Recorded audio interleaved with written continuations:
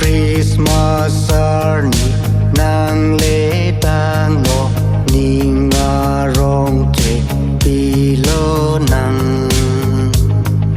lu nang ka nang Jisu apan ning arong che pilo nang lun pen ro nang Jisu apan ning arong pen lu nang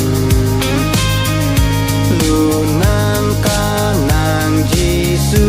apan jir po jir pikedoan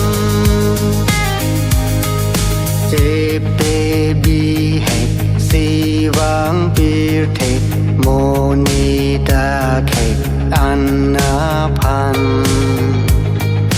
papen pe job ji siwang lo ha che lo chai nong arong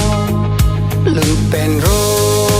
nang Jisu apan ning arong pen lu nang ka nang Jisu apan jir po jir pikedoan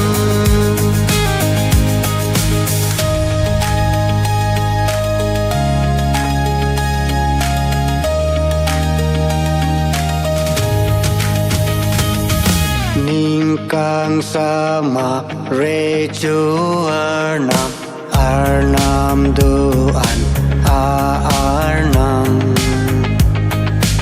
nok bedoan arnam lang hakai ke do verapo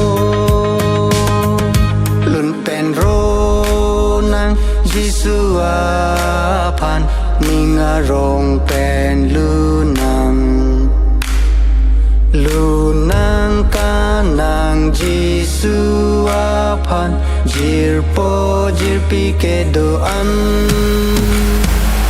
lun pen po